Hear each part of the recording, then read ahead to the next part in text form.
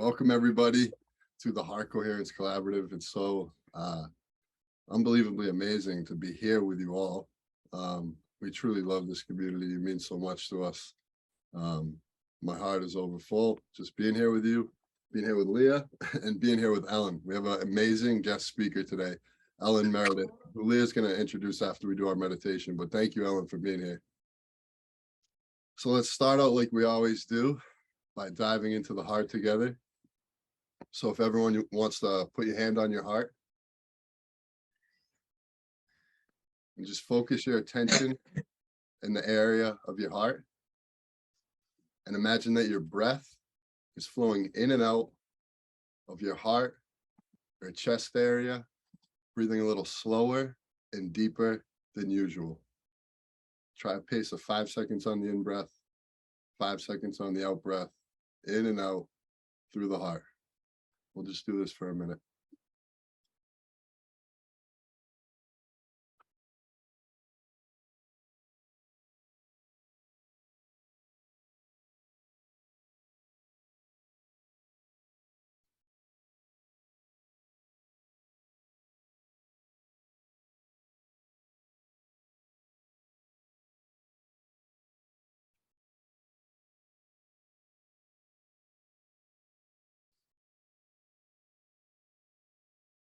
Now, as you're breathing in and out through your heart, I want you to think of a place that makes you feel a deep state of ease.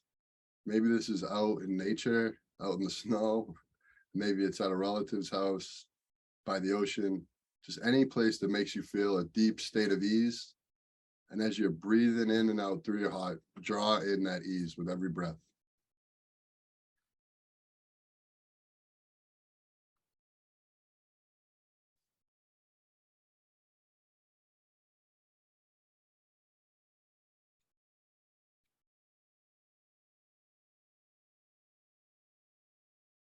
And continuing to breathe in and out of your heart, call to mind and feel into a simple pleasure that you appreciate in your life.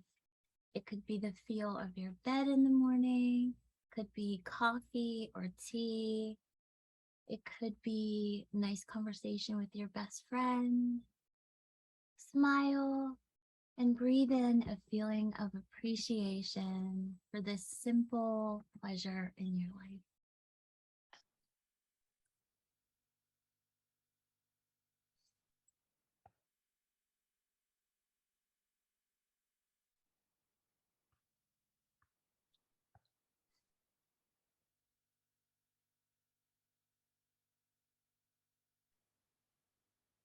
Now, as you continue to breathe in and out through your heart, I want you to think about someone or something that you really appreciate. And as you breathe in and out through your heart, really feel that appreciation. It could be someone, it could be this community, it could be a pet. Really turn that appreciation all the way up as you breathe in and out through your heart.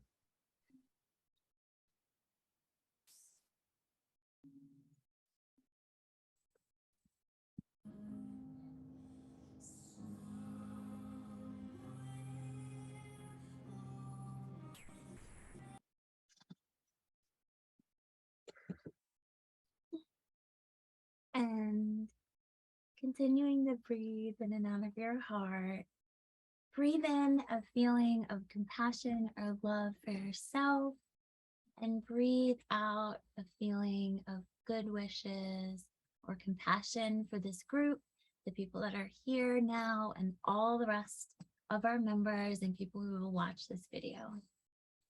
So breathe in love and compassion to yourself, out to this group.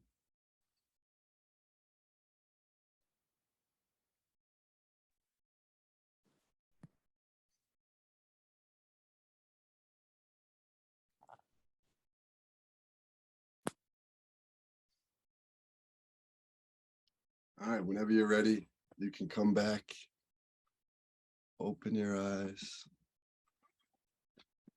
We're so lucky to have our new friend Ellen with us today. She came highly recommended from our friend Kim. Said you are such a wonderful human being that we had to interview you and that we'd learn a lot. So we got your book, we've been reading it. It's fantastic. So we're excited to dive in ask you a lot of questions, learn with you, and be here with our community. So Leah's gonna read your bio, and then we'll turn it over to you. Okay. Ellen Meredith is a conscious channel, energy medicine practitioner, and author. Her new book, Your Body Will Show You the Way, helps you activate your built-in guidance system and teaches you how to use energy medicine to engage in vital conversations between your body, mind, and spirit. It gently invites you on a journey to create personal, social, and even planetary well-being by working from the inside out. Thank you so much for coming and being with us. Well, thank you. I'm really glad to be here. And I got a little glimpse of the community. And I feel like, oh, gosh, I want to get to know you all. It just seems like such a beautiful group of people. So thank you for letting me be here with you today. And you had asked me if I could spend a few minutes at the beginning just doing some talking, and then you can interview, ask questions. But if you want to interrupt and just, jump in with questions or comments, feel free. We can have it loose and easy as you'd like. But I wanted to talk a little to this group because you're already practicing energy medicine. Are you hearing me okay? Yeah? The heart coherence exercise that we just did, or activity that we just did, is a beautiful example of using energy to speak to energy, of energy medicine, because it brings the body, the mind, and the spirit into a better conversation, a better communication with each other. And that's what my work is all about. It's about teaching you how to speak the language of energy, which is our mother tongue. It's what the body speaks. Now, in fact, our body has two different languages that it uses. It speaks chemistry and it speaks energy. And many of you may be familiar with energy medicine already, but for those of you who aren't, we mostly know chemistry. We go to the doctor, we get our blood tested, they look at the chemical balance there, and then they usually prescribe pharmaceuticals, which are chemical interventions to shift how our body is functioning. But the energy communication system that we all have that's built into this amazing instrument underlies the chemistry. And you all know that from what we just did, that when you do some visualization, when you do some touch, and there's many other things that I'll go into, when you use the tools of this language of energy, you really shift how your heart functions, how your blood circulates, how the chemistry in your body gets released or not released, and basically how everything works in your body, in your mind, and in your spirit. And I actually see those three kind of as a spectrum, right? That instead of three separate things, like I've got this body and it's like this thing, and then I've got this mind and I don't know, it's out here somewhere, and then the spirit comes in once in a while. No, it's like we're this spectrum. And the most dense part of the spectrum is the body, right? But it's still made of energy, but it's denser, so it looks like stuff. And then it gets a little less dense, and we've got the mind, which is our mental abilities, and more than just the brain. But I think we all know what I mean when I say mind. And you go a little more less dense, and you get the spirit. So if we understand that we're actually a spectrum of all those three, we can work at any part of that spectrum to influence the whole spectrum, which I think is good news, because sometimes if your body is just clogged, it's good to go somewhere to another part of the spectrum and help support the energy of release, for example. Okay, so we're made of energy. We're fueled by energy, right? We eat food and stuff. It creates energy to run the system. And the body, mind, and spirit are constantly communicating just under the surface of our awareness using the language of energy, using energetic signaling.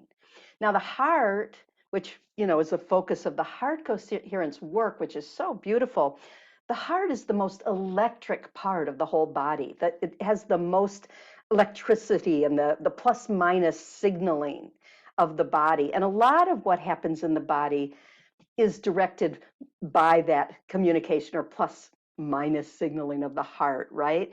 So we have this energy. And one of the things, although I just almost got into pseudoscience there for a minute, I'm not a scientist, because I really think that if we try to be scientific about healing ourselves and about our bodies, we don't get very far. I mean, maybe if you're really trained up as a chemist and nutritionist, you might be able to figure out exactly what to take when to get what result, but usually that doesn't work either, right? I mean, chemistry is very clunky. It takes a long time, and then once it's given the message, it's still there in the bloodstream, and your body's going, yeah, I got the message, and it's, the drug's churning away, telling you to do something else, and your body's already done it, and then that creates stress and lots of side effects. So chemistry isn't horrible, but it's clunky, whereas energy is very immediate. As we saw when we did the heart coherence, we can make a shift very simply and very directly. And so what I want to say is that we have lots and lots of tools. It's like with our brains, probably you've read, we only use a small part of our brain capacity, that we don't use our whole brain.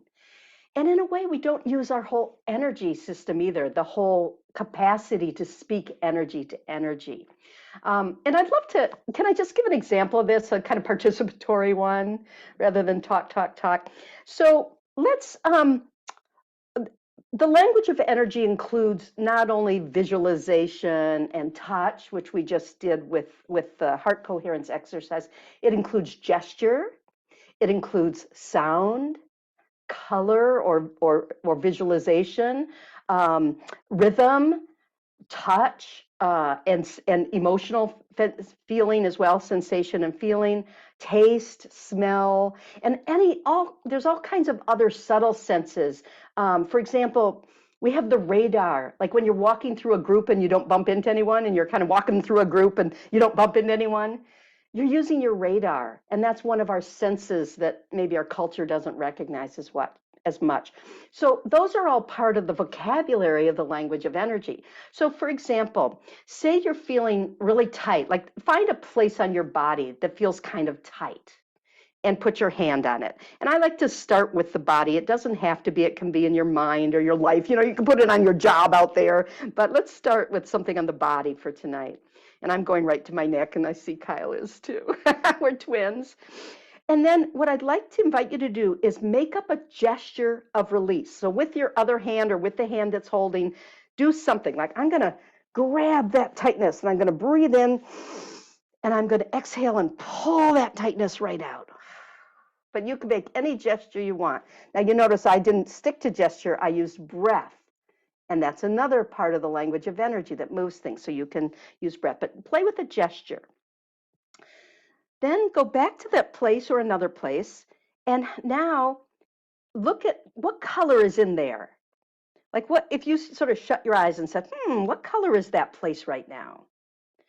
And say, well, what color would I like it to be? Or does it need to be? What would be a better color? And so take your hand, your other hand is a paintbrush, and just paint in the color that you would like to fill that area with. And I use physical touch and gesture a lot more than visualization, only because I think that when we add it to visualization, the body gets the memo a lot better. Okay, so you're going to paint a color in there. Now, take a deep breath in and out, just kind of to reset, and tune in. Has it changed? What's different in that area right now? Now we can go further in that same area, or you might say, well, there's another area calling to me now. You might say, oh, now I'm wanting to come over here, or you might stay there.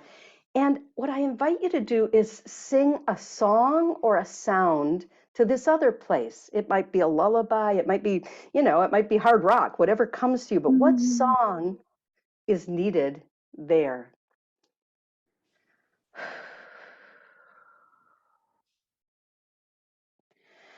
Someday Okay. it'll be all right.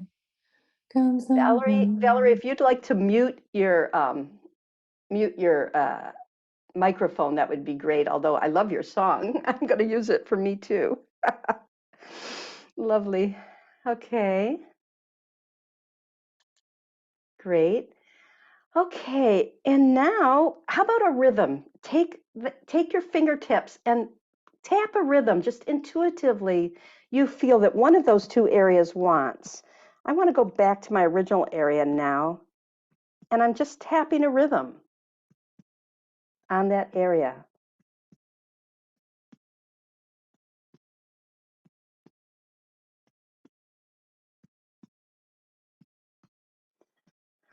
Okay, lovely. Now, we can go on and on. The language of energy has so many other tools in it, but I think I'm going to stop there for now and keep talking. Can you guys still hear me? Hello? Can anyone hear me? Yeah, we can hear you. We're just Okay, all good. Just making sure because yeah, okay, perfect. Okay, so that's just an example of how you can speak the language of energy and speak energy to the subtle energies you're made of. And my latest book is called Your Body Will Show You the Way. And the title came from the notion that we have a guidance system built into our bodies. And it's not like a GPS that just says go left, go right. It's actually built into every fiber of your being. So when we learn to tune in to the different fibers of our being, now we just spoke to it. I didn't do it. Part of the exercise is you can ask questions and get guidance from those places as well. But as you begin to speak energy more fluently, you hear what your body is saying to you with those little twinges, with those little sensations, with those little moments of where your attention is drawn somewhere or direct knowing, or sometimes you maybe put your hand on your stomach and shut your eyes and an image comes to mind. There's so many ways that your body speaks to you, and your mind and spirit use this instrument as kind of the receiver for their communications as well. So it's wonderful to just learn to use the instrument. And both my books with New World Library, The Language Your Body Speaks, and Your Body Will Show You the Way, do address how do you learn this language. But the new book, which is sort of what I was invited to talk about, and I will, the subtitle is Energy Medicine for Personal and Global Change. And the reason I wrote this book is because most of us have been rocked by amazing change right now. I mean, I don't know if there's anybody out there who could say, oh no, nothing's changed in my life, because even if it hasn't changed for you personally, things are changing on the planet. We all just went through a pandemic, which was kind of interesting.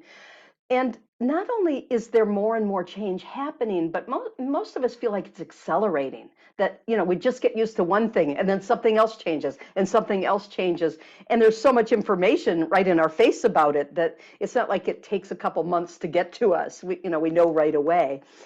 And so that's very hard on the body. And some people will thrive in a lot of change, but most of us really have trouble reorienting that quickly. We're not used to that much change and that much change quickly. So it's really useful to have tools to evolve your body to handle change more fruitfully, and not only to survive or adapt to change, but actually to thrive within change, to actually be fed in the context of a changing landscape. And some of you have done a lot of spiritual work. I can just feel this group, and I know this is not a group of beginners out there. A lot of you have done a lot of seeking, a lot of spiritual work. You have lots and lots of tools. And I think maybe even you have wonderful tools to connect your spirit with your body. But what I find, and I'll say rather than but, and what I find is even those of us who've been spiritual seekers for years, maybe our body hasn't gotten the memo or isn't adjusting as easily as our mind or heart is to change. And so wherever you are in all of that, that's what the book offers, is lots and lots of tools to play with, communicating differently, making change. And the nature of the change, hold on, I'm going to drink some water. And I encourage you all to drink water, because hydration communicates to the whole body.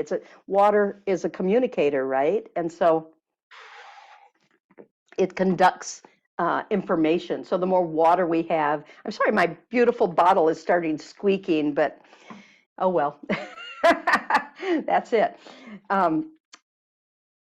Some people I've talked to recently are feeling very overwhelmed by all the change, and it feels like things are falling apart. And oh my God,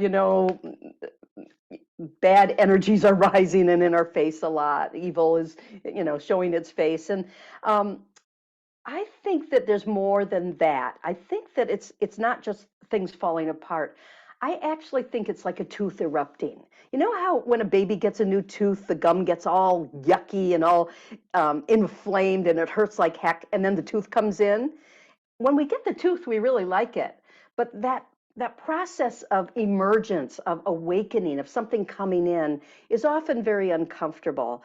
And I believe, and I was trained by inner teachers, so they've also said that this is a time of awakening. And the discomfort is like the discomfort, like when your leg has gone to sleep and it starts to move again, you get pins and needles. We're getting lots and lots of pins and needles. And yet you want the pins and needles because they're an indication that the blood is starting to circulate and flow again. So in a way, it wakes people up when something is yucky. I mean, you listen to the news and say, oh, yucky, and it wakes us up. And I just think it's, I won't say funny, but weird that there's a whole group of people who describe awakening as in a negative terms, who say you're so woke. And it's like, yeah, wouldn't that be good to be kind of awakened? I mean, the planet is asking us to wake up, and it's asking us to be more conscious. And the nature of that change is we're shifting from this top-down hierarchical have and have not, very patriarchal structure, what I call a yang structure. And instead, what's rising is what I call empowered yin. It's instead of operating always from the outside in, we're learning how to operate from the inside out and making our choices from our heart, from our spirit, and from our awareness of our shared humanity. And when our consciousness awakens that way, we're no longer comfortable with this like us versus them mentality, right? This polarized me versus you, us versus them, black versus white, all of those polarities that we're used to seeing in our culture, good versus evil. I mean, our culture is full of these opposites. But say you take two opposites, what things we say are opposite, like light and dark, right? Well, okay, light and dark are only opposite if you put them on a line with one at one end and one at the other. But if you put them on a circle, like the moon, then you've got the new moon down here, and it gets lighter, lighter, lighter, lighter, lighter, lighter, full moon, darker, darker, darker. And so all the different gradations are part of that circle, and it's no longer just two opposites. It's lots of oppositional pairs that support each other in that whole, right? And when you take that circle, if you rotate it this way, what you've got is a sphere, and that is the globe. So when it's dark in the US, it's light in Australia, and everything in between all over the sphere. So when we can bring our consciousness, and it's happening. I mean, some of us are trying really hard to make it happen, and others it's happening despite ourselves. It is part of the awakening that's happening. But as we get more aware of the global perspective, what I call spherical consciousness, we're no longer so comfortable making decisions that are good for us but not for other people. We get in touch with the fact that we're part of a pod or a swarm or a tribe, that we really, what I do affects you and you and you, and what you do affects me.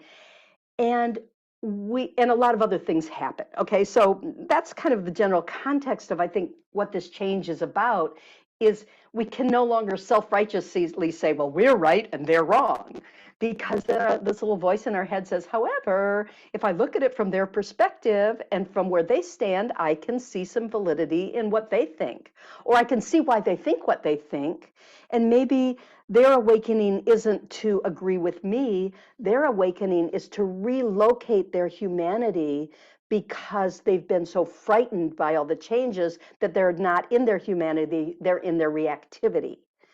And so, you know, we all have to deal with our reactivity, right? And I give a lot of exercises and explorations of what we can do with our reactivity, because we've all got a lot. In fact, I'm going to teach a quick exercise to take you out of reactivity, because it's too much talk at this time of night for you.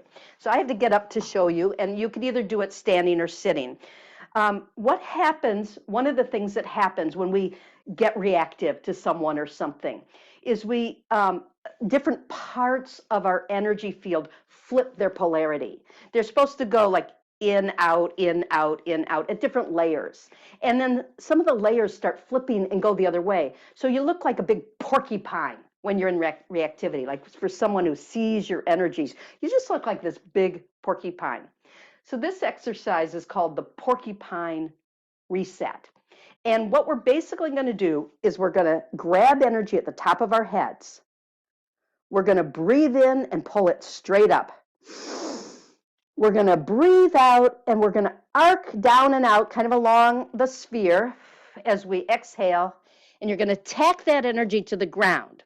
Then you're going to grab the energy down below. You're going to pull it, breathe in, pull it out and up. And on the exhale, tack it to the top of your head. Now this you can do several times and it just pulls you further and further out of porcupine reactivity. So this time we'll do it again, and this time just feel what it feels like. So grab the energy, breathe in and pull up. Take it out and down, tack it to the ground, grab the other end, breathe in and pull out, and tack it to the top of your head.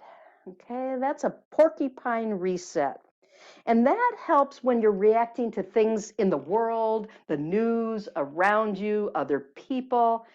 What does that feel like when you take yourself out of porcupine reactivity? Tune in. Always when you do energy medicine, tune in. There's another piece to this that I just want to show because we're here. And that's inner porcupine reactivity. That's when you're all grumpy and jagged inside. You just feel like rah, rah, rah, rah, inside yourself. That's called inner porcupine reactivity. And if you go to your forehead, you grab the energy from your third eye, your forehead, and you're going to do the same thing. You're going to breathe in and pull up, and breathe out and take it down, down, down, down, down to your feet and tack it. Then you're going to grab the other end and breathe in and pull out and up, and you're going to retack it right at your third eye. And we'll do it one more time just because you were just learning it. So third eye, grab the energy, breathe in, and then breathe out and take it down. Tack it, grab the other end, breathe in, pull it up, and reconnect it at your third eye. And I always like to end by maybe put your hand on your heart and your gut, just your solar plexus, just to ground that, come back to yourself. Okay, how do you feel? Good? Yeah, I Okay. think that uncorked me. That was actually good. I like that last one. Oh, I didn't know you were on mute. Yeah, I think you're still a little bit porky, but no, I'm just kidding. That was great. It was really good. Great. Yeah, Okay. it did It feel. felt amazing. Yeah. I felt it doing something. Yeah. You felt it healing something? I felt it moving something. I had a little inner porcupine today. Yeah. Little. Yeah. Now, porcupine is part of the energy that I call energy mechanism that I call your gatekeeper. It keeps the gates of self. It says this can come in, this has to stay out. This is me, this is not me. This is safe, this is not safe, right? Gatekeeper, like the bouncer at the bar. And it's kind of your immune system, right? That's what the immune system does. It sorts through what's inside you and says this belongs, this doesn't belong. So doing that porcupine reset calms your gatekeeper. It calms the part of you that gets all the stress hormones going, that gets all that stops things from flowing because you feel unsafe or whatever. So it's a very great, wonderful exercise. It does a lot for very little investment. So I like to teach that. And I just felt like maybe I needed to not talk so much. Can I say a few more points, or do you want to go into Yeah, interview? no, I have a few go more ahead. points, Please but keep Go sharing. ahead. Yeah, this is great. okay. So I maybe mentioned, this outside in way of seeing things that is moving out, and we're coming to that empowered in of being able to operate more from the inside out. And our culture objectifies everything. In fact, it says objective truth is more true than subjective truth, right? I mean, most of us, how you feel about something isn't as true as how, the blood test shows, or what some objective measure can show. And that's because we have such an outside in perspective, even on our own bodies, that we don't know how to tune in and navigate from the inside out. And very few of us know how to do this. Most of us were raised in such socialization to always look at yourself in the mirror to see if you look good, rather than tuning in and saying, how do I feel? If I feel good, I look good, right? No, we look at the mirror to tell us. We look at other people to see if we're being appropriate. And, I'm not saying this is either or. We can still have habits of awareness of how we affect other people, but many of us have shut down the inside out functioning. And what happens is that's your agency. That's your ability to create yourself, to say, this is who I'm creating. This is who my spirit is. And all of us have different spirits, right? They're all different colors of the rainbow and more. I mean, all of us have energies that come into us, and they're not generic. They're specific to each of us. And so how do I take that music of my soul and play it on this instrument of my body? And how do I work with my mind so it becomes the best musician to play that my soul's music and this instrument? How do I bring these three into coherence, right? Which is what the heart coherence is all about. And it's a lifelong effort, right? How do I bring these things together? And so it's a kind of shift in paradigm, or shift in perspective, from what's the outside in way of understanding this to what's my inner guidance on this? What does my inner truth tell me, and how am I making that manifest in my body, and in my choices, in my everyday life, in my relationships, etc. So one of the shifts for healing, and I'm just got a few more points, and then I'll stop and we can do questions.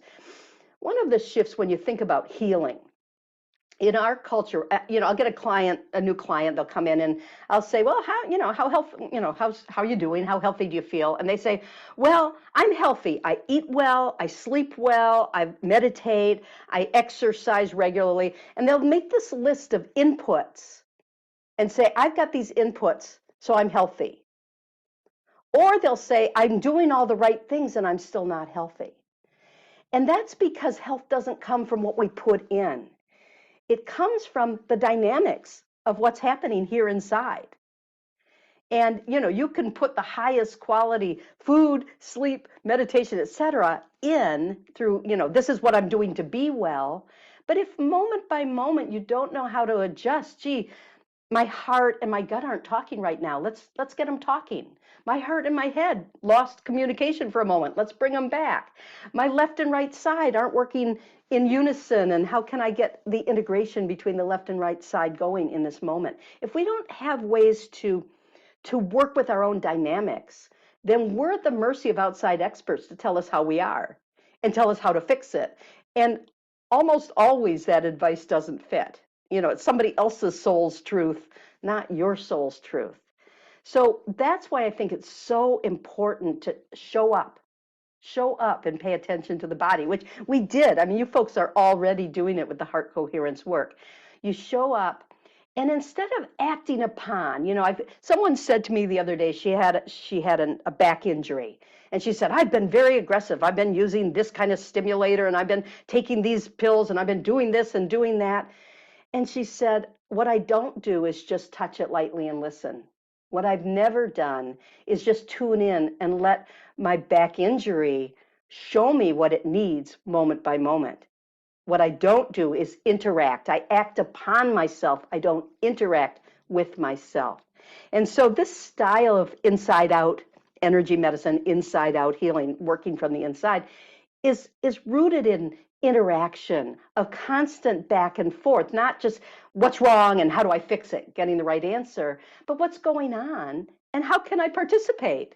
What can I do for you? What can I bring you? You need a new color? You need a new song? Do you need a new movement? Do you need a new setting? Maybe you're in the wrong place geographically. You need to move over there. What do you need in this moment that would allow your energies to flow better? The subtle energies that are you and the dynamics between them.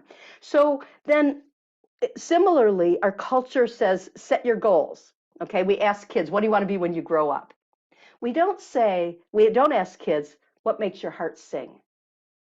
If you just shift from that question of what do you want to be when you grow up to what makes your heart sing, again, you make really different choices. You're not doing things in order to accomplish something tomorrow or next year or get a really big resume.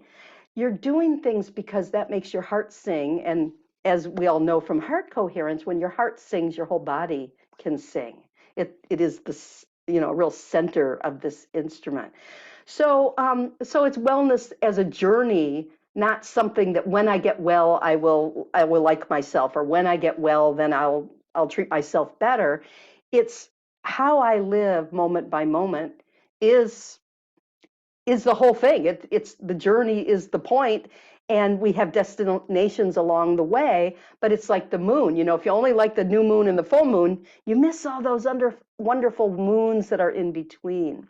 So that's our mind that tries to go binary on a situation, and as our consciousness evolves to embrace spherical awareness, any moment has beauty, any moment has joy, any moment has inspiration. Even the painful moments are kind of at least interesting. So the last piece I would put into this puzzle of how do you gain agency, and how do you work with yourself going from the outside in and coming to the inside out, is the word curiosity. I think that the healthiest people are the ones who are curious and say, oh my gosh, I've just been diagnosed with such and such. What does that mean? What can I do? How can I work with this? Where can I take it? And so that's, that's what I encourage people to do. And I've got 2 books out. I've got this one. I don't think I've got a copy of The Language Your Body Speaks. Well, it's over there, but I won't show it. And right now, my publisher, New World Library, has a half-price sale until the 19th of December. And I just want to remember to mention it, so I'm mentioning it now. So even if you don't want my books, they've got some other fabulous books there. They're all half-price with free shipping over like $25. So I encourage you to check them out. But that wasn't meant to be an advertisement in the middle of this. I just didn't want to forget. Okay, what do you want to ask, or where do you want to take this?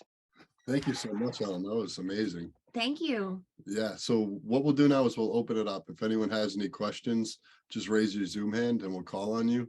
I'll start it off just by asking, I'm curious about sickness from an energy flow perspective. Maybe speak a little bit about the chakras too. What's actually happening inside our body to cause us to get sick from an energy flow perspective? Yeah, so if you look at the body energetically, there's lots of energy systems. Most people have heard about chakras. You've heard about the meridians that they use in Chinese medicine, or they use pathways with different names in different traditions. You've probably heard about your aura, which is an electromagnetic field around you. And if you sort of shut your eyes for a moment and imagine that the energies that make you up, the subtle energies, are always swirling and moving and shifting, and they take different patterns. The chakras are one of those patterns of spiraling energy in and out of the body from various sources, right? The meridians carry energies around the body like river beds, and they feed the different organs and they bathe the organs. The chakras also feed and bathe the organs, maybe in a larger sense. The aura is like the environment of the earth, right? So it determines the weather of how you feel in your body. And if the environment is all poisoned with lots of polluted energies or smells or thoughts or whatever, it can make you feel quite polluted. in your body. So part of energy healing does involve working with the movements of energy. And I talk a lot about, I'm not somebody who teaches the systems first.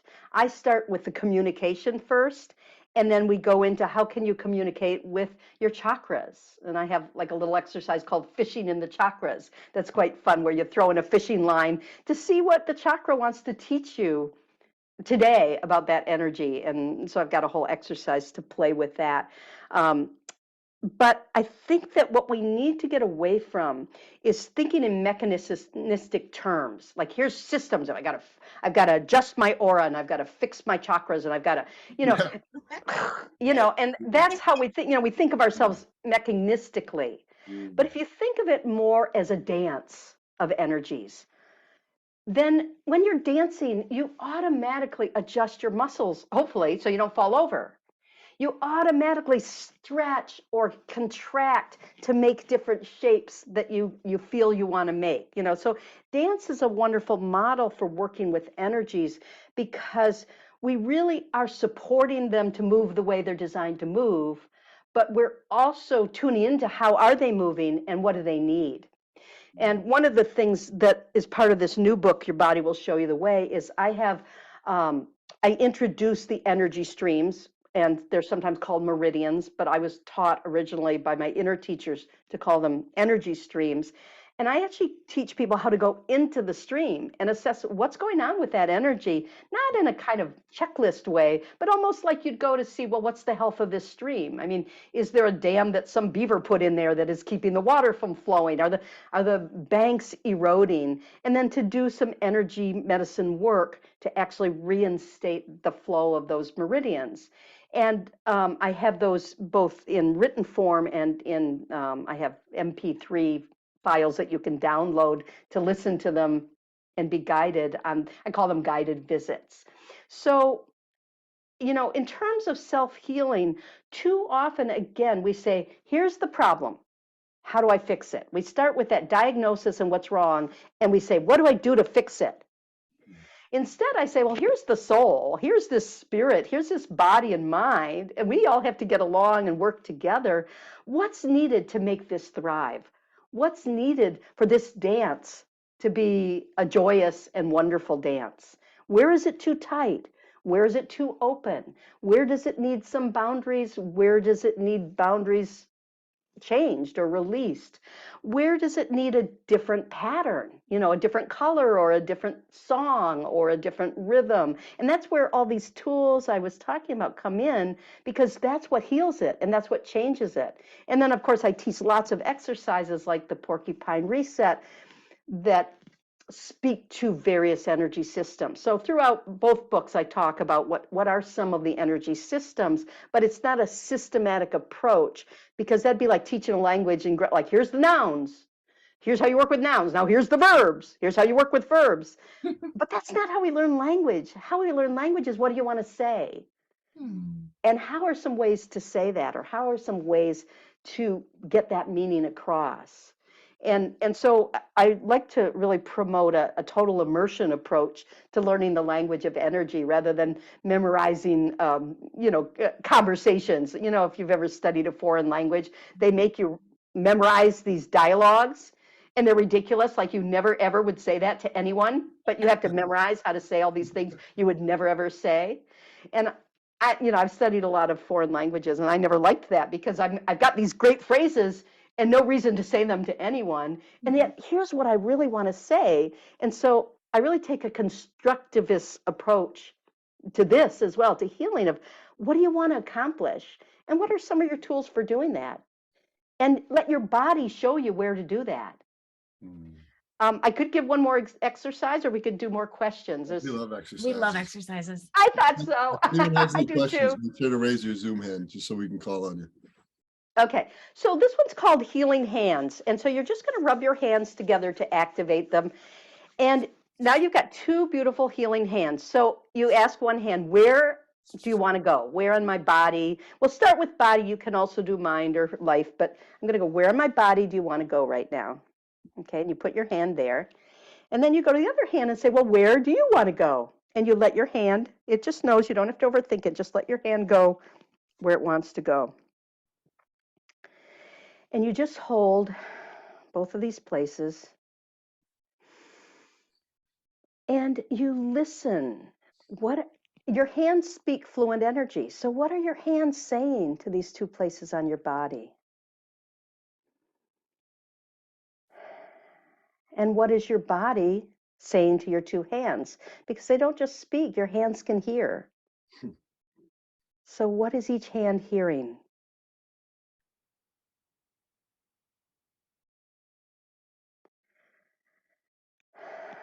And just notice, don't notice. You don't have to act right now, you can.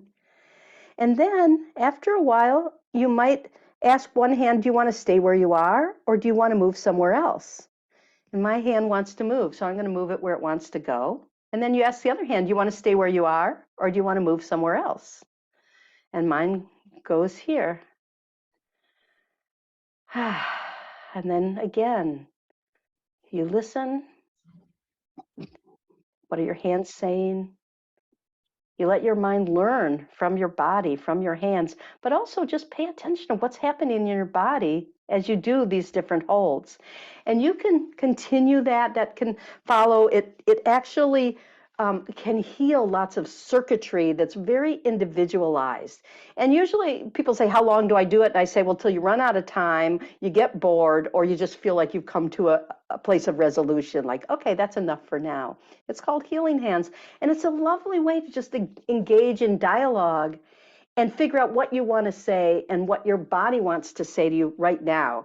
And then you can use the other vocabulary like sound and music, all the things that I've mentioned while you're there. You can also say, do you want a particular color? Do you want a particular song? Do you want a particular rhythm? Because when you're where your hands show you you need to be, it's not where your brain tells you. You know, often people have a headache and they think, I got to go to my head, but their hands go to their feet. And they'll say, oh my God, I just realized my feet are so clogged and so tight. I just want to rub them and stretch them. And by doing that, the headache releases. And we can't think of the place where the owie sits as the place where the owie lives. It's the end result of a conversation that isn't going well. And who knows whether it's the head, the neck, the feet, or all of them, but your healing hands can show you. So that's just one simple exercise that I teach among hundreds that, or maybe thousands, that allow you to enter into what I call energy dialogue for self-healing and also wellness. You don't have to be sick to do this stuff. It's okay to get even more well. I love that. My question is about seeing energy or seeing auras. And if you believe that everyone has the capability to do that, and if so, if you have any advice for exercises or developing that as an adult. Okay, that's a great question. I actually have been asked that before. I was trained by my inner teachers, and I've been in training with them for about 50 years because I'm a channel and a medical intuitive and all that. And I always said I saw energies. Oh yeah, I see energies, because nobody told me you had to do them with visualization or with your eyes. So I actually feel energies, I smell them, I sense them directly, or just know in my head what they are.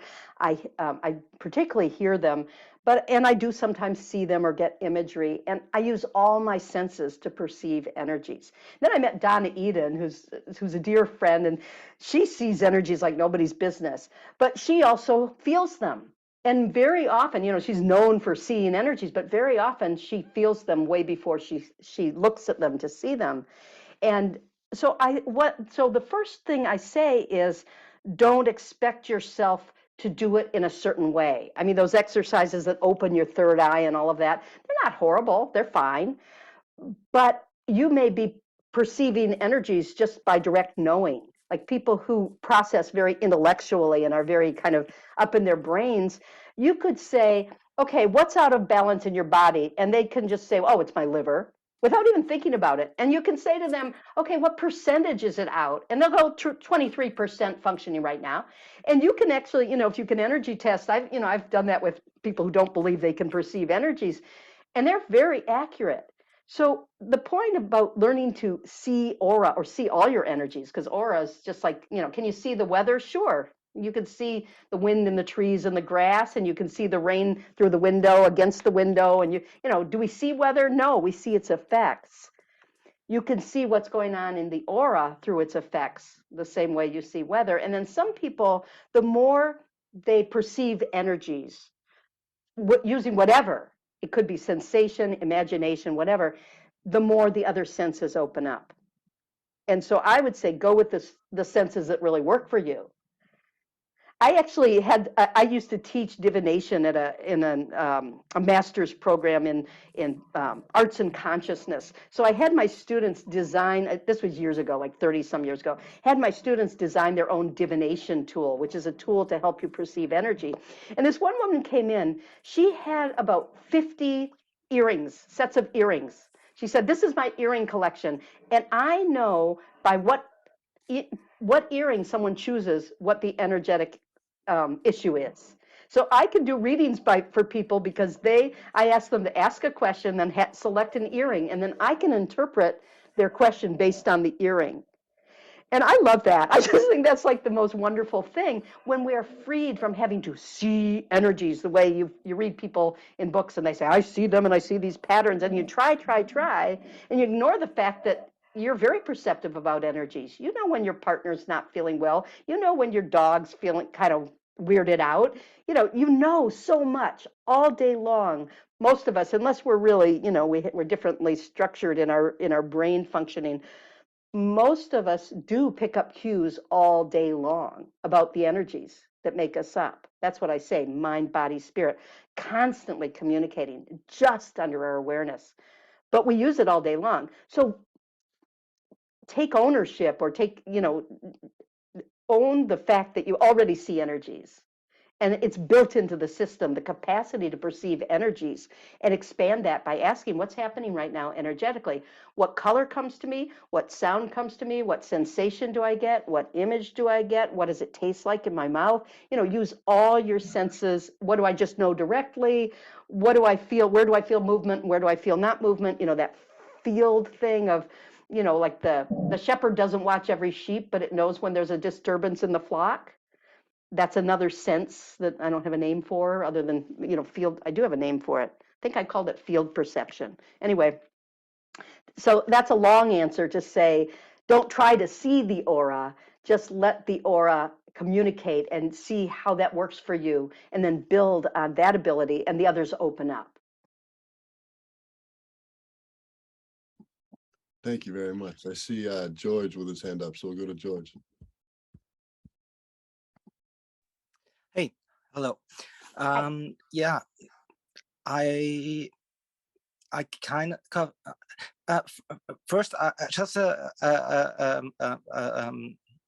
very small question, but I'm just curious. Your energy feels so. Do you know Laura Eldon Camp? No, I don't. But is it someone I should know? It seems that your energy feels so similar to hers. She's like teaching like intuitive, like basically, yeah, kind of, yeah. Anyway, Okay, it just I'll look her up. strikes me all the time.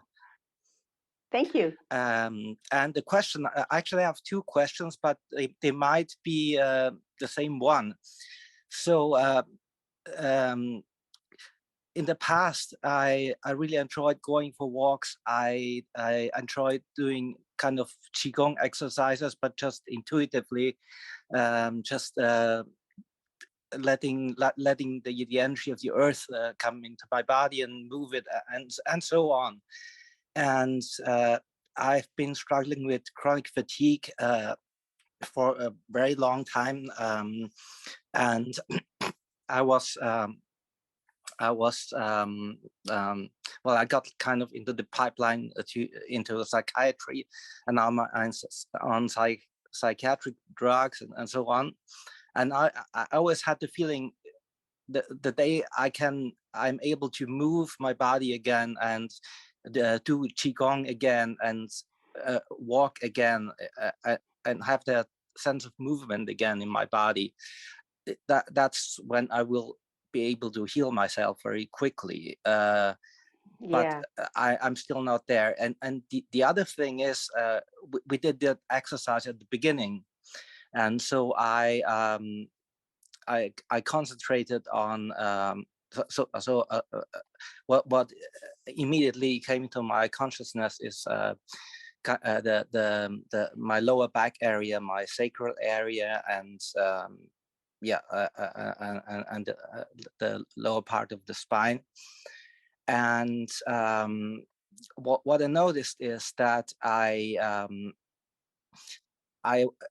kind because I desired to bring about some kind of change or relief, and but since it didn't manifest, I was spiraling more and more into a dynamic where the tension got stronger, and my awareness got deeper into it without like really becoming aware of what's behind it, how I'm creating this, and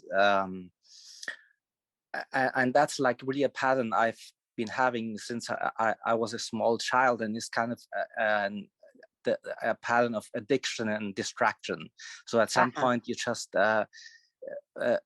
you look for some kind of relief outside of yourself, Right. and something I'm noticing, if I like visualize all these energies, then I notice that the rest of humanity is absent. So the energies of other people just feel like threatening and not soothing. And so I wonder whether these three things have something in common, and whether that's some prompt for you to speak about something interesting. Okay. Well, chronic fatigue is one of those labels that we get, and they have so many different causes behind it. So there's no such thing as treating chronic fatigue. It's what's your energy? What does your energy need? And how do you release your vitality? You personally, not this thing called chronic fatigue, right? And that's the problem when something gets externalized. But one thing that I have noticed energetically is that there's always, with chronic fatigue, an element of gatekeeper reactivity, or gatekeeper shutting the gates of self. And that sort of relates to what you talked to in the third part, that it really is, it keeps us in body, right? It's the part that keeps us in body. That's its job. It doesn't care if we're happy. It doesn't care if we're even all that healthy. It just wants us to stay here in body. And so, and it's like the immune system, right? You put a little piece of dust up your nose and all of a sudden you're all stuffed up. It's kind of an overreaction. So the gatekeeper can really overreact. And working with your gatekeeper, befriending your gatekeeper, is something I teach a lot about in the book, in both books and all of my classes, because if we're at the mercy of this mechanism shutting down over and over, shutting down energy, shutting out people, shutting down the mind, or taking the mind, shutting the mind out from the body so they separate, then, you know, we can't go forward. And so it is an element of every illness. It's a wonderful thing you ask, because anybody who's trying to deal with an illness needs to deal with, how's my gatekeeper learned how to behave? It's programmable. It's a mechanism that we learn from our experience and from various things. It learns how to function, and sometimes it learns to go to addiction or to malfunction as its adaptive ability. And I don't want to get all technical, because it doesn't need to be technical. So the exercise I taught about taking yourself out of porcupine reactivity, inner and outer, you just want to do that all day long whenever you feel like, I'm not feeling really great right now, or I'm feeling tired or whatever. Just do it, because it helps to calm reactivity and back the gatekeeper down from kind of shutting the gates of self. Because one of its jobs is to allocate who gets energy here. And so if you're having chronic fatigue, of course, you're not getting the energy allocated when you want it. Like you say, hey, I'd like energy to go play. You're on mute right now. I can't hear you. I'm sorry. George, you Oh, need to, oh, okay. okay. You hear me now? Yeah. So, right. So if we just put away the label, all the labels, I feel that the feeling of exhaustion that I get when I want to do something, it's not like an actually lack of something, but it is actually an energy in itself which Yes.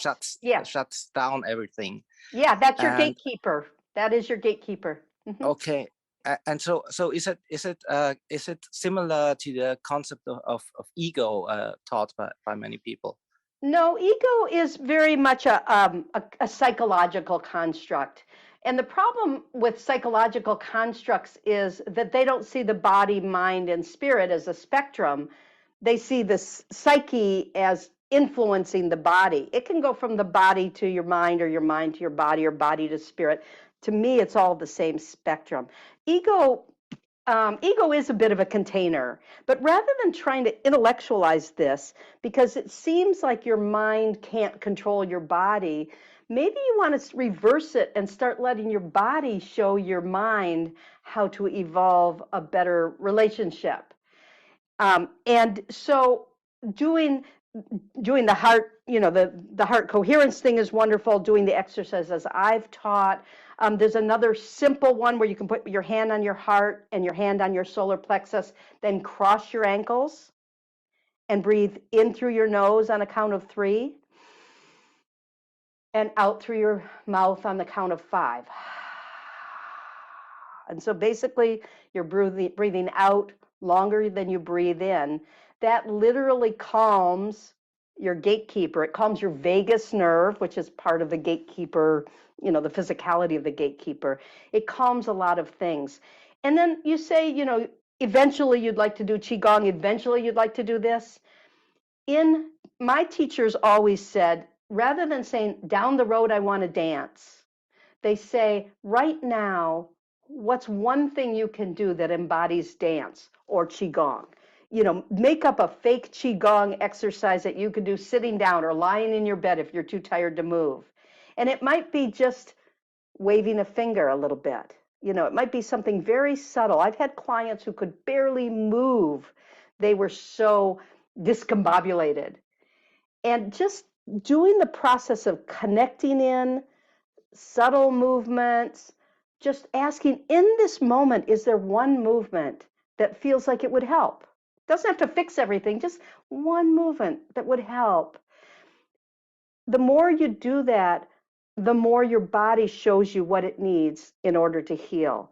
And especially if you're on medications that affect your brain and all of that, then maybe letting your body take the lead in your rehabilitation, your energies, and not trying to intellectualize it and make your mind work it.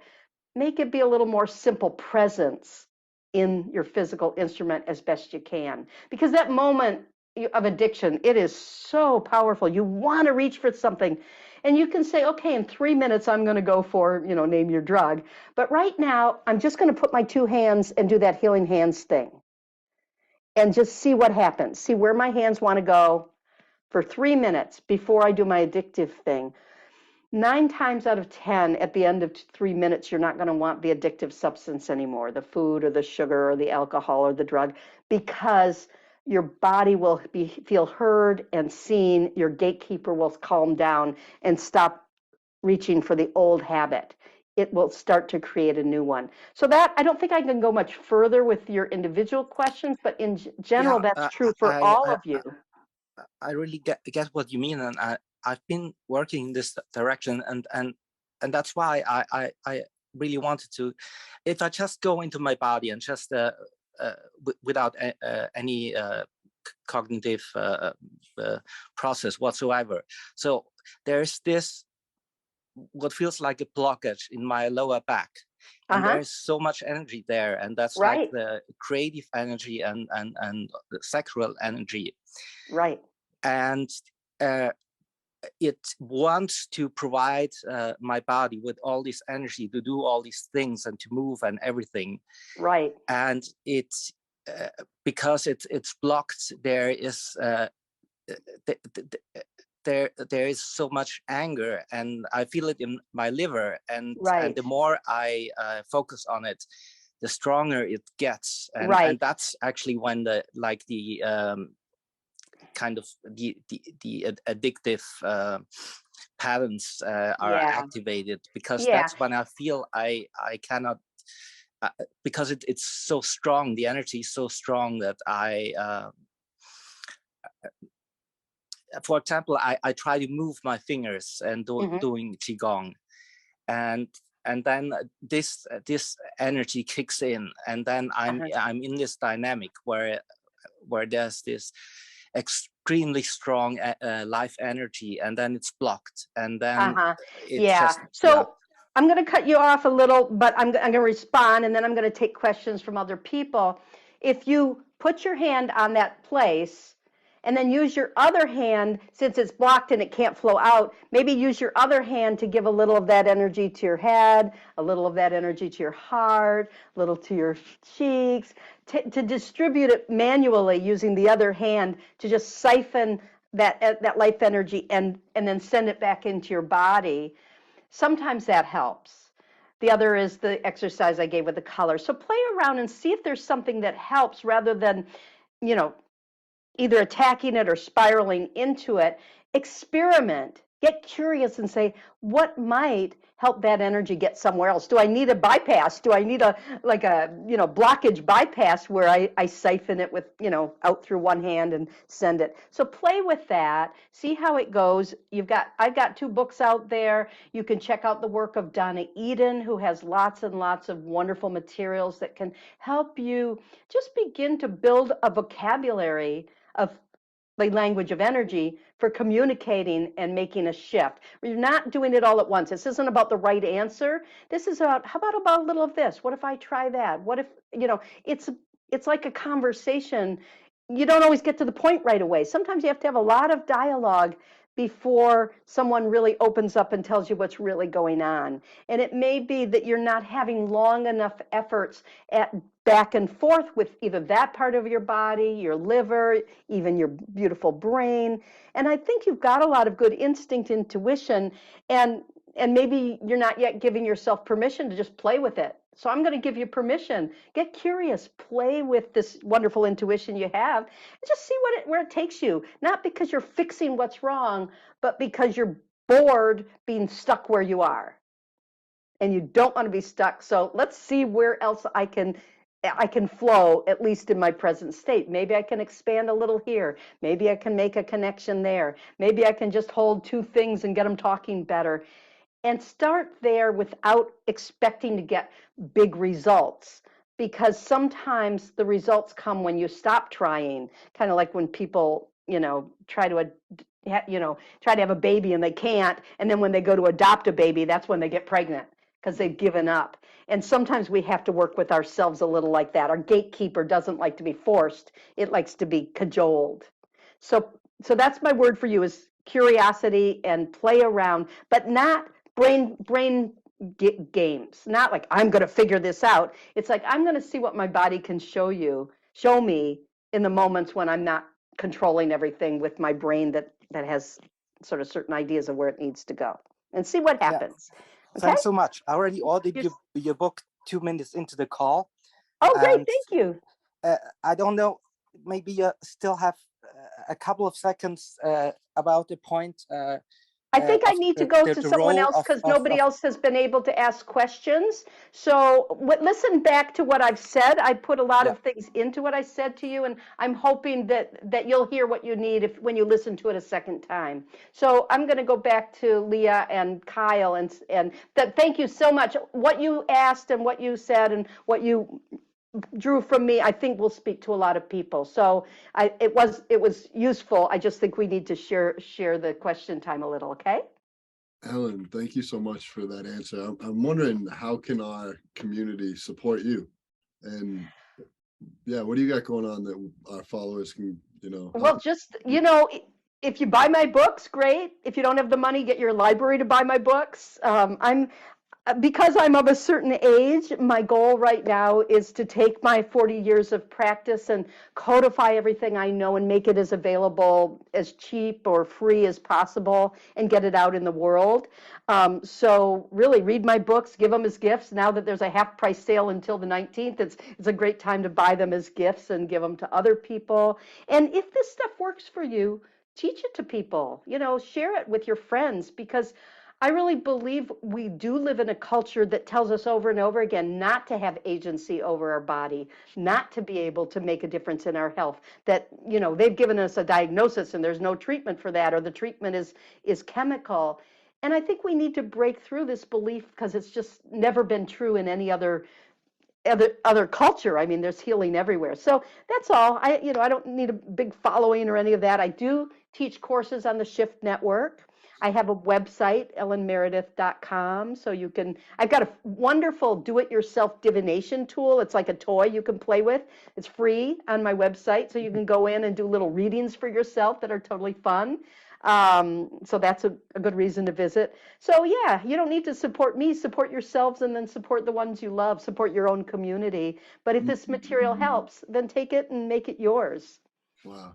Well, thank you so much. This has been such a powerful conversation with a lot of amazing exercises. We would love to have you back on. So. Oh, great. Anytime. Yeah. I love meeting your community and seeing some of you on the little boxes. So. And thanks to our Heart Coherence community for joining us. We yes, love you all. This is our first time, so it's cool to be here with you all. We'll be back in 2 weeks, everybody. That Friday, we'll have another guest on. So we hope to see you all there. Yes, thank you, Ellen. You were delightful. We loved you. Thank you so much. So were you. It was fun. Thanks, Ellen. Bye, everybody. Bye. Love to everyone.